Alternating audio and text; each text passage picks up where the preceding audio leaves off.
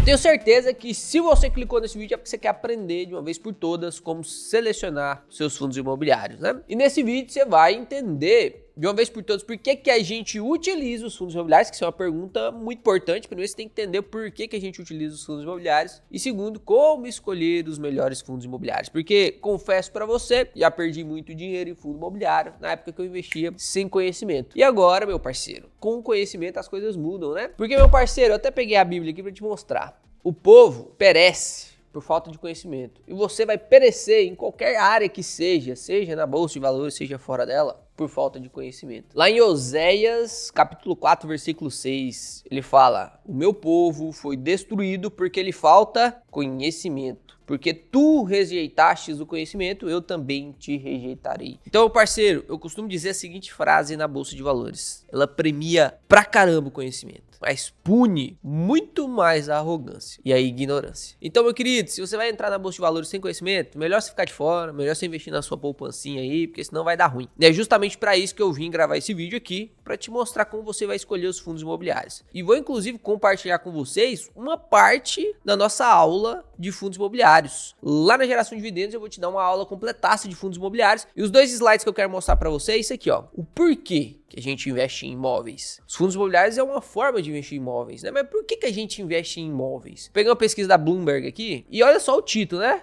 Muito forte para ignorar. É muito difícil sem ignorar. Esse aqui é um índice de rates. Os rates são os primos dos fundos imobiliários. Lá nos Estados Unidos não tem fundos imobiliários, tem os rates, que faz praticamente a mesma coisa que os fundos imobiliários. Tem algumas diferenças, mas faz praticamente a mesma coisa. E olha só o SP500, que é o índice das 500 melhores empresas dos Estados Unidos. O SP500 por si só, ele é um ótimo investimento e tem uma valorização de cerca de 10 a 12% ao ano dolarizado. Os rates desempenharam um papel muito melhor. Olha isso aqui, é 4 vezes mais rendimento do que o SP500, né? De 4 mil pontos aqui para 16 mil pontos. Você consegue entender que mesmo com a crise lá de 2008, foi a crise subprime, uma crise do mercado imobiliário, olha só, depois ainda conseguiu recuperar praticamente tudo e ultrapassou o pico. Ah, Léo, mas isso aí é só lá nos Estados Unidos, que os Estados Unidos é um mercado eficiente, os Estados Unidos muito mais fácil para pegar empréstimo, então constrói muito mais, esse mercado imobiliário é muito mais aquecido. Eu concordo, o mercado imobiliário lá é realmente mais aquecido, concordo com você. Só que se a gente pegar um gráfico comparativo no Brasil, e eu trouxe isso aqui também para os alunos lá da Geração de Dividendos, olha só, a linha em vermelha é o IFIX. Você consegue perceber, nessa linha tracejada aqui, ela mede a média dos rendimentos desses 3 índices aqui, né? Então, pegamos o IBOV, que é a média da Bolsa Brasileira,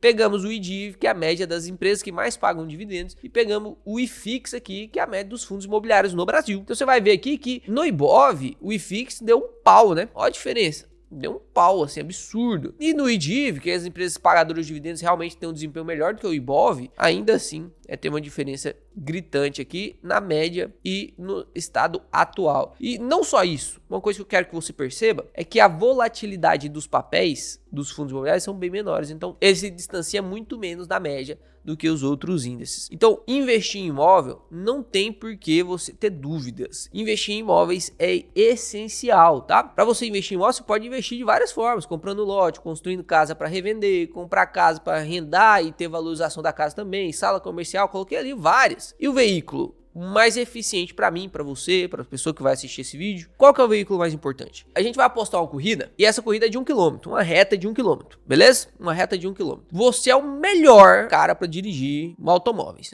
Bravo dos carros, é o Toretto, é o Brian. E eu não, sou só o Leonardo aí, que comprou um carro tem uns 5 meses, estou aprendendo a dirigir ainda na prática, né? Comparando isso com a bolsa de valores, você tem muito capital. E eu tenho um pouco. Só que se a gente colocar agora o melhor veículo, pode ser o Leonardinho lá, o cara que não sabe dirigir muito. E você pode ser o Brian. Se eu te colocar um Fusquinha na sua mão e eu ficar com a Ferrari, eu vou de 0 a 100 em 1.6 segundos. Você vai de 0 a... talvez nem chega até 100 do Fusquinha. Quem que vai chegar lá no fundo primeiro? Quem que vai chegar lá no final? É lógico que é o cara que usa o melhor veículo. Ele não precisa nem ser o mais inteligente, mas o cara que investe em fundos imobiliários normalmente vai ter um rendimento muito melhor do que todos esses outros tipos de investimentos em imóveis. Então, os fundos imobiliários, na minha opinião, e até que se prove o contrário com rendimentos, juntando uma acessibilidade, uma diversificação absurda, os fundos imobiliários são o melhor tipo de investimento em imóveis para você fazer. Sabendo disso, vamos então para os principais indicativos que você precisa saber. Eu vou te entregar o superpoder nessa aula. Então você já deixa o like aqui no vídeo, já se inscreve no canal e pega, por favor, esse vídeo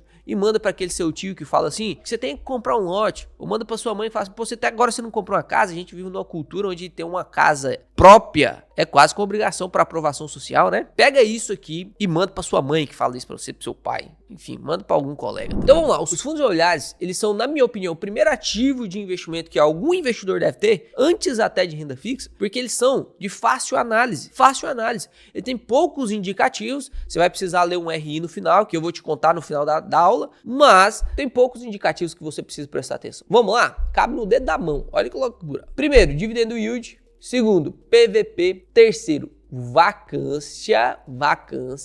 Quarto, qualidade e setores. Pronto, acabou. É só isso. Não tem mais nada. Olha que simples. Então a gente só precisa aprender aqui. Eu vou te ensinar todos esses indicativos aqui bem rapidinho. Vou abrir aqui minha carteira de fundos imobiliários e vou pegar aqui, por exemplo, esses 3 primeiros fundos imobiliários aqui, tá? O RZTR11, o CPTS11, o HSLG11, beleza? O que é o dividendo yield? O dividendo yield está aqui nesta casinha, que significa, inclusive, tem aqui para você ver, ó, 12 meses. Significa o quê? O rendimento que esse fundo entregou dividido pelo seu valor da cota. Ou seja, é o quanto que você recebe pelo tanto que você está investindo. Ah, eu investi R$100 na Ingrid, o quanto que ela vai me devolver? Isso é o dividendo yield. E ele é medido em 12 meses para não ter discrepância em resultados extraordinários. Então, quando a gente desce aqui, ó, nessa parte do investidor 10 aqui dos pagamentos de dividendos, você consegue perceber que aqui nesses 4 meses aqui, por exemplo, teve uma oscilada, né? Subiu pra caramba em relação aos outros meses. E aí, se a gente medisse o dividendo só deste mês aqui, ia dar muito mais alto. Quer ver? Olha só o exemplo. Neste mês aqui, ele pagou R$1,40. Se eu pegar aqui R$1,40, eu acabei de dizer, né? Dividendo yield, por definição, é rendimento sobre o valor da cota. Então, eu pego aqui R$1,40, que foi o rendimento, sobre o valor da cota, que está hoje de R$ 97,89, daria um rendimento médio de 1,43%. 1,43% por mês. Se a gente pegar esse 1,43% por mês, e aí para você transformar isso aqui em um rendimento anualizado, você tem que jogar na calculadorinha aí, né? Você pode fazer isso também aí na calculadora científica, mas para ficar mais simples para você, dá para você fazer isso aqui, ó. A taxa a ser convertida, 1,43, que é o rendimento, e aí eu quero converter ela de mensal para anual. Olha só quanto que daria o dividendo yield dele? 18,57. Mas deu 18,57? Não, tá 12,5 lá. E aí por isso, para não dar essa discrepância, porque tem alguns meses que os fundos imobiliários pagam mais, tem meses que ele paga menos, para não dar essa discrepância aqui, a gente calcula nos últimos 12 meses. Então o que a gente faz? A gente pega aqui o rendimento anual. Então aqui em 2023, quanto que rendeu em 2023? Todos os meses, somando todos os meses, 11,80. Então a gente pega o 11,80, que foi o rendimento do ano, e divide pelos 97,89. Vai dar ali, vezes 100, para transformar em porcentagem, 12,05, que é exatamente o dividendo que está aqui. Beleza? Isso é dividendo yield. Quanto maior, melhor. A gente quer dividendo yield realmente alto para poder receber muito dinheiro. Agora, lógico, vinha um fundo imobiliário que está pagando 25%.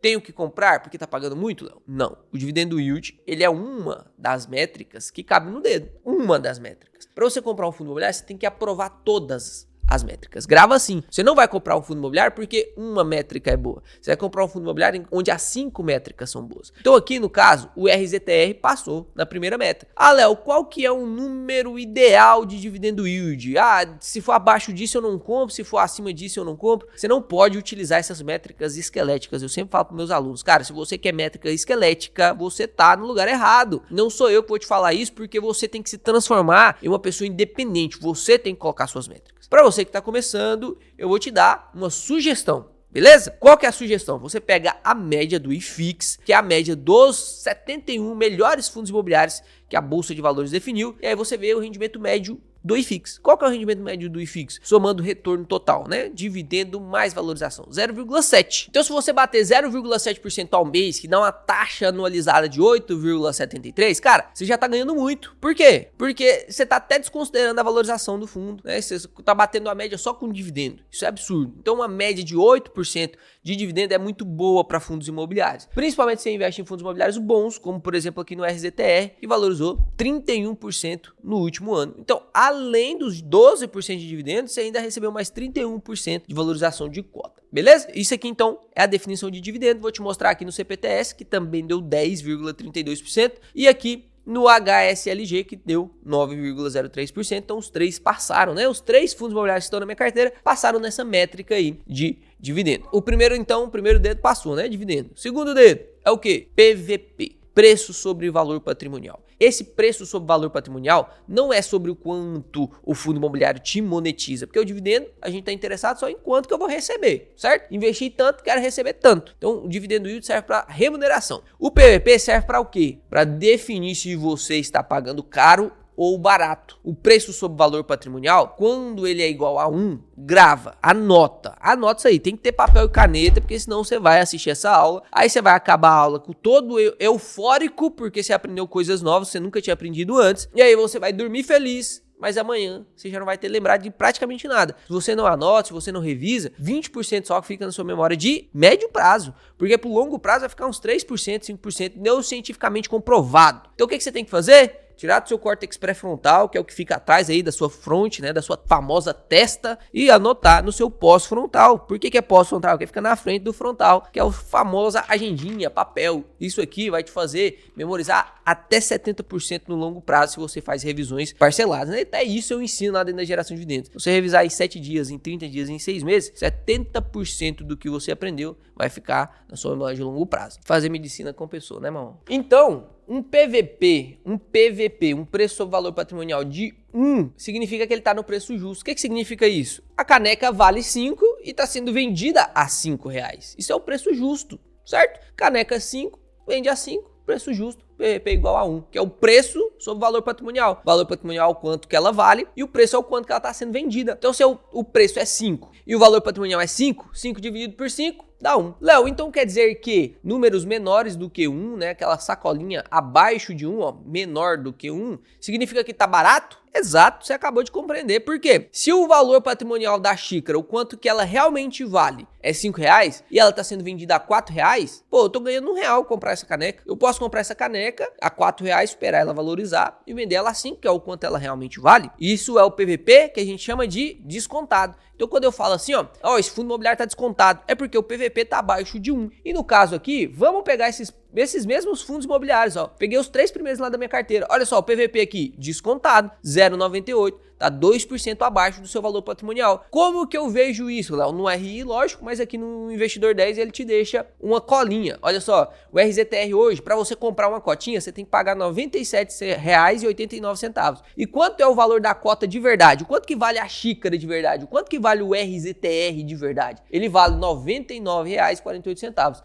E você tá conseguindo comprar por R$ 97,89. Então você tá ganhando mais de R$1 aí por compra. Esse R$1 realmente só vai virar ganho se ele valorizar, mas você entende que tem um desconto aí sobre o valor da cota. O CPTS 11, olha lá, 0,93, está sendo vendido a 8,53 e o valor patrimonial é 9,16. Então ele realmente vale 9,16, mas está sendo vendido a 8,53. O HSLG 0,95 está sendo vendido a R$ 97,57 e ele vale R$ 103,24, uma diferença aí de R$6, né? Então esse é o segundo dedinho aqui da mão, que é o PVP. Léo, vou comprar só fundo descontado? Não. Léo, quer dizer que se eu comprar um fundo descontado de 0,20, pô, tá com 80% de desconto? Aí, pô, bom senso, né? Como que uma xícara que vale R$5 vai ser vendida por 50 centavos? 10 vezes a menos do seu preço. 90% de desconto. Como que ela vai ser vendida a 90 centavos? Alguma coisa tem nessa caneca, ou quebrou aqui essa orelhinha, ou tá toda trincada. Alguma coisa tem. Alguma coisa tem. Não tem como uma caneca que vale R$5 ser vendida a 50 centavos. Você tem que ficar esperto também nos fundos imobiliários. E aí eu vou te dar um super poder até o final da aula pra você entender, pra poder não cair nessas armadilhas. Só de você passar os filtros já vai te ajudar pra caramba. Léo, quer dizer também que eu não vou comprar nenhum fundo imobiliário que esteja com um valor patrimonial com P sobre VP maior do que 1? Nunca vou comprar? Vai comprar também, que são os fundos imobiliários de ancoragem. Mas presta atenção no que eu tô falando aqui agora, ó. Os fundos imobiliários de ancoragem, ele é uma aula separada, que já está gravada aqui no canal, e eu vou indicar que você assista depois. Então eu vou deixar no link da descrição 2 vídeos para complementar essa aula. Você vai ter um mini curso de fundos imobiliários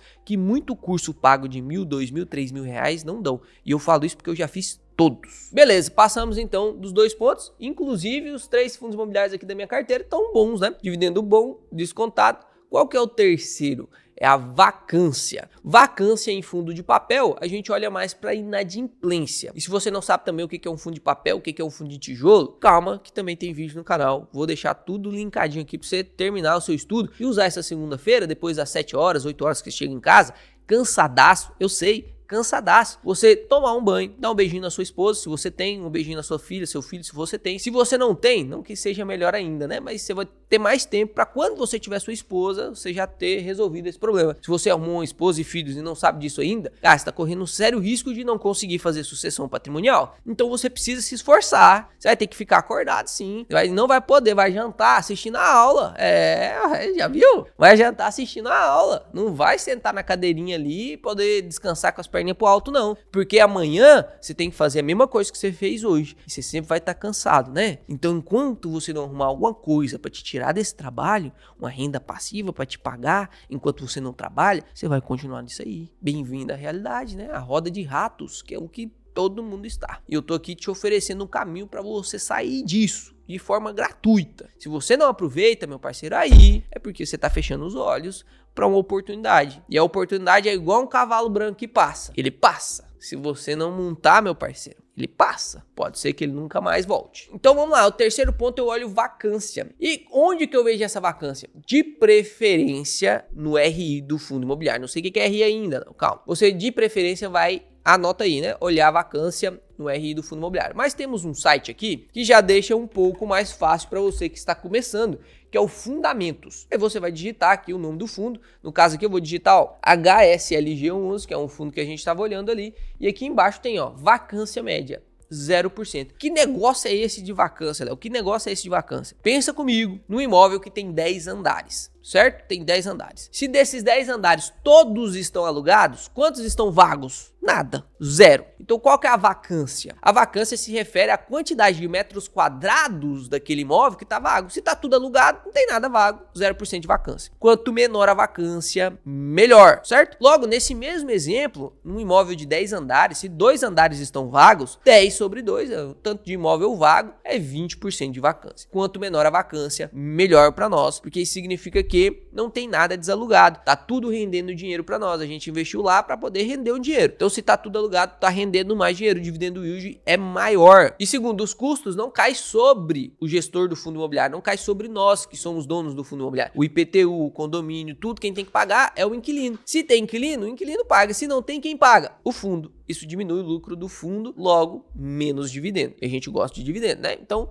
a gente tem que se atentar para essa parte da vacância. E existem dois tipos de vacância: a vacância física e a vacância financeira. Eu tenho que olhar os dois? Tem. Aqui tem? Não, aqui só tem a vacância física. Por isso que você precisa analisar o RI. Mas eu quero que você guarde essa palavra RI até o final da aula, beleza? Qual que é a diferença entre a vacância física e a vacância financeira? A física, como o próprio nome já diz, é o que tá vago fisicamente falando. No caso do exemplo ali de 10 andares, 2 imóveis estão vagos, logo 20% de vacância física. Porém, o que é a vacância financeira? O que é a vacância financeira? Pensa comigo, é alguma coisa que está fazendo que o dinheiro não chega até o fundo. Então a vacância neste caso pode vir de alguns pontos. Pode vir de 3 pontos principais. Primeiro, a vacância física. Imagina comigo, se não está alugado, não vai dar dinheiro. Logo, neste exemplo dos 10 andares e 2 andares vagos, qual que é a vacância física? 20%. Você acertou. E a vacância financeira? 20%. Se todos cobrarem o mesmo valor de aluguel, a vacância financeira também é de 20%, certo? Neste caso é um exemplo onde a vacância física e a vacância financeira é igual. Então, o primeiro ponto que pode gerar vacância financeira é a própria vacância física. Segundo ponto que pode gerar vacância financeira, inadimplência. O cara não paga, tá tudo alugado. Tudo alugado, a vacância física tá de quanto? 0. Mas e a financeira se o cara não paga? Se nenhum dos caras pagaram, tem um imóvel de 10 andares,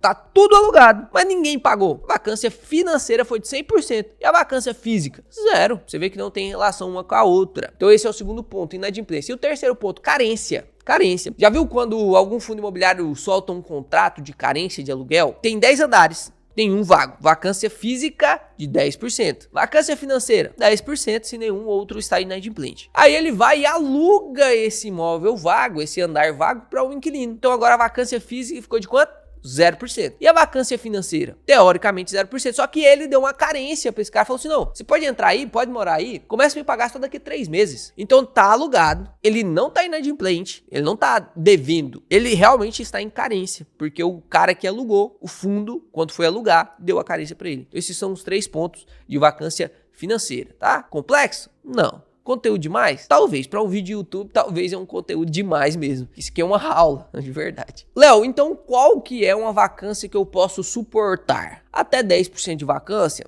Tranquilo. Mais de 10% de vacância, cara, você tem que ficar esperto para ver o que está acontecendo com o fundo. Se é um problema, se isso vai continuar, se tem previsão de resolver. Então você tem que ficar esperto com isso aí. Mais de 10% de vacância, fica esperto. Beleza? Quarto ponto, qualidade dos imóveis. Qualidade do fundo imobiliário como um todo. E aí não vai ter como fugir, você vai ter que abrir o relatório do fundo imobiliário para ler quais são os imóveis do fundo imobiliário. Por exemplo, aqui no HSLG, que a gente pegou ele como exemplo, ele tem 5 imóveis. E a gente pode descer lá nos imóveis, ó, vamos ignorar tudo, vou descer aqui nos imóveis, você vê a qualidade dos imóveis. Olha só, esse imóvel que está alugado para o Açaí, Lojas Renner, tá a um raio de 30 km da capital, isso aqui é o chamado Last Mile, né? Vacância de 0%, tá tudo alugado. Olha esse outro aqui, ó, São José dos Pinhais, 0%, raio da capital, 17 km. Esse outro aqui, ó, 0% de vacância também, 13 km da capital, também muito bom. 29 km da capital, 0% de vacância também. Esse outro aqui, 0% de vacância, 14 km da capital. Então, realmente, o HSLG, ele tem imóveis muito próximos da capital. Isso aqui mostra uma grande qualidade. Por quê? Quem é inquilino vai querer imóveis mais próximos da capital, de frente para a rodovia, com acessibilidade. Então tem uma qualidade grande nesses galpões. E onde que eles estão? Aqui você consegue ver, né, a receita contratada por região. Então tá 76% da receita tá ali no Sudeste, 8,6% no Sul e no Norte, 15,3%. Então é um fundo imobiliário que, apesar de ter 5 imóveis, que são pouco, inclusive, né? São poucos, ele está diversificado em vários inquilinos. Você consegue ver aqui que ele tem vários inquilinos e ele está diversificado também em regiões, né? O que dá mais segurança, mais diversificação para o fundo. Imagina só, um imóvel desse aqui, né? Um galpão desse aqui, se você fosse fazer um investimento desse, quanto que você pagaria num imóvel desse aqui? Não pagaria menos de alguns bons milhões. Porém, você comprando através de um fundo imobiliário, utilizando o veículo certo, utilizando a Ferrari para chegar mais rápido, o seu ponto de chegada, pô, com R$97 você consegue uma participação não só em um galpão, mas em 5. Por isso, é um veículo ideal para você investir em imóveis. E terceiro e último ponto são os setores, o tipo de ativo, né? Se você vai comprar de logístico, porque os fundos imobiliários ele tem vários tipos. Então, os fundos de tijolos, ele tem tipo logístico, ele tem o tipo de laje, ele tem os shoppings, ele tem hotéis, ele tem cemitério,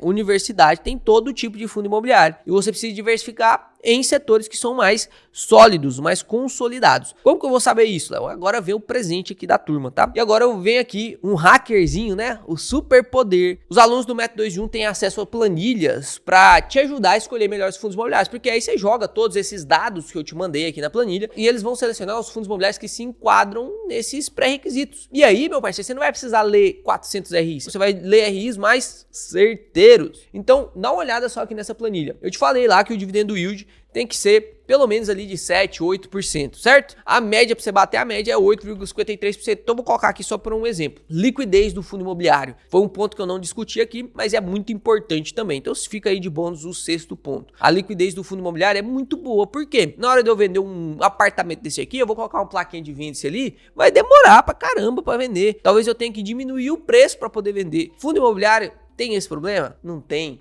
Com a liquidez dos fundos imobiliários, olha aqui o CPTS 11, olha a liquidez por dia, 7,5 milhões. Olha o HSLG, 500 mil. Olha só o RZTR, 4,8 milhões. Quanto maior a liquidez do fundo, mais rápido eu consigo comprar e vender. Mais rápido eu consigo comprar e vender. Então eu coloquei lá na minha corretora para vender, na mesma hora vendeu. Não tem um problema de liquidez. Não tem um problema de liquidez. Então eu vou pegar aqui na planilha e vou colocar aqui uma liquidez de 500 mil reais. Na minha opinião, é ideal agora. Léo, como que eu sei qual que é o ideal? O ideal depende da taxa Selic. Conforme a taxa Selic for caindo, os fundos de papéis vão perdendo liquidez e os fundos de tijolos vão ganhando liquidez. 500 mil é um número bom, é um número muito bom. Mas pode ser que se a taxa Selic baixar demais, você tenha que aumentar um pouquinho essa liquidez. Não se preocupe com isso, por enquanto. O PVP, lembra do PVP? Eu falei pra você que fundo de ancoragem você vai aprender num outro vídeo, né? Vou até deixar esse vídeo aqui no card, mas vai ficar lá na descrição também, tipo assim, ó, vídeo 1, próximo vídeo que você tem que assistir com urgência. Ah, vai estar lá o link. Segundo vídeo você tem que assistir com urgência, vai estar lá o link também,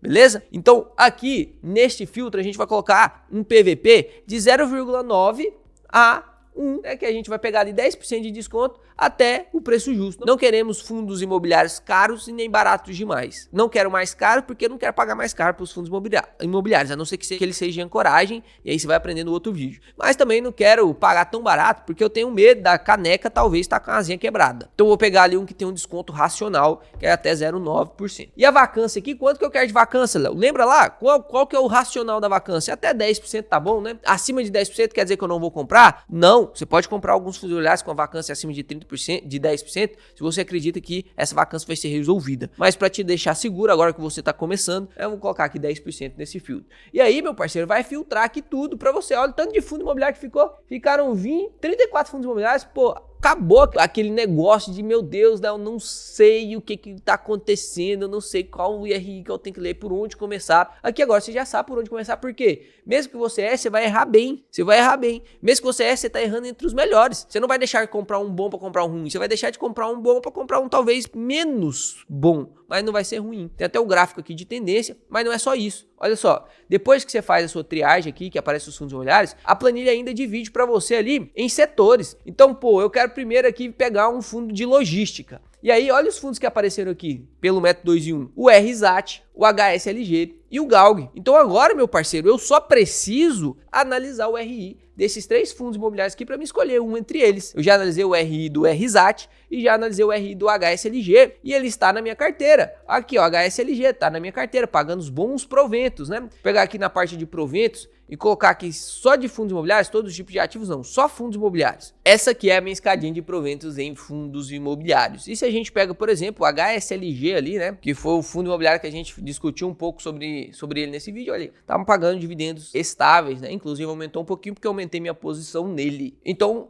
a planilha do método 2 em 1, ele te dá uma forma mais fácil de você descobrir quais são os fundos imobiliários que estão bons e aí, lógico, com o segundo passo, que é a análise de RI, você vai definir a sua escolha. Então aqui, por exemplo, dos fundos de laje, a gente tem 4 fundos de laje para você avaliar, que estão passando em todos aqueles filtros que a gente selecionou. Olha lá, o PVP de 0,92 até o PVP de 1, o dividend yield tá acima de 8,53, olha que eu tô sendo bem exigente, aqui você consegue ver até a tendência do fundo, olha só a tendência desse fundo aqui, ó, tá subindo já tem um bom tempo, né, a liquidez está acima de 500 mil, tem que analisar esse fundo imobiliário, tem que ler esse fundo imobiliário. Shoppings, apareceu apenas um shopping aqui para você comprar, os outros shoppings, então, ou eles estão mais caros, ou eles estão pagando menos de dividendo, e olha o quanto fica fácil. De papéis, tem papéis também aqui, ó, o fundo de papel, você consegue ver aí os fundos de papéis que passaram nessa métrica, lá de 0,96 até o 1 aqui, e aqui o dividendo yield também, né, maior do que aquilo que a gente já selecionou, então você tem que ir lendo ali o RI de cada um deles, e FIAG também tá aqui para quem gosta de FIAG, né, eu não gosto muito de FIAG, mas tá aqui, você consegue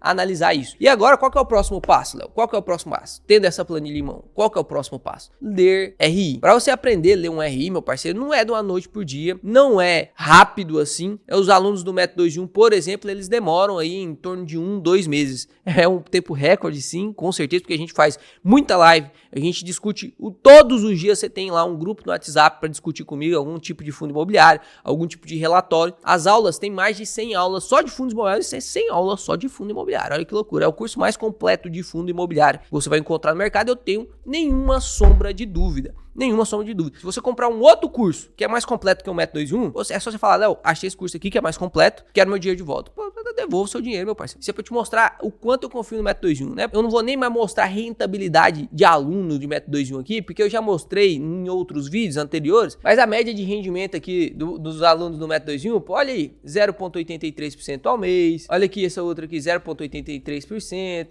olha esse outro aqui, ó, 0,88%. Você vai estar junto com alunos dentro dessa comunidade que, além de aprender muito mais rápido em tempo recorde como analisar um RI, como escolher bem um fundo imobiliário, para você se tornar um profissional, literalmente um profissional em escolha de fundos imobiliários, você vai estar perto de pessoas que já têm um rendimento acima da média, muito acima da média, e você vai poder conversar com um grupo de pessoas que tá todo mundo de Ferrari caminhando para o mesmo ponto de chegada, que é a liberdade financeira. Então eu espero que você tenha realmente, cara, realmente acordado aí para a vida, realmente parado para pelo menos pensar em destinar uma parte do seu salário em investimentos. Não precisa ser em fundos imobiliários, não precisa ser em nada do que eu ensino aqui, mas você tem que investir em algo para você ter alguma liberdade financeira no final da sua vida, cara, no final da sua vida produtiva. Porque em algum momento a sua efetividade trabalhista vai cair, em algum momento a sua eficiência para produzir dinheiro vai cair. E aí? A sua família vai depender de você, você não vai ter condições de prover ela. Por isso que você tem, você como homem, você como mulher também, né? Mas essa responsabilidade cai ainda mais sobre os homens. Você tem a obrigação de construir algo que provê a sua família no futuro, mesmo na sua ausência. Isso aqui pega pesado, mesmo na sua ausência, meu parceiro. Eu espero que você tenha gostado do vídeo, espero que você tenha aprendido mais do que em qualquer outro vídeo de fundos imobiliários, né? Se não, deixe aqui nos comentários o que a gente pode melhorar. E eu quero saber se você já investe em fundos imobiliários ou não. Porque eu quero ver quantas pessoas, quantos inscritos que estão assistindo esse vídeo que realmente tem fundos imobiliários na sua carteira. Se você não é inscrito ainda, clica em se inscrever, dá o like no vídeo. Até mais investidores, até o próximo vídeo que será o quê? Excepcional.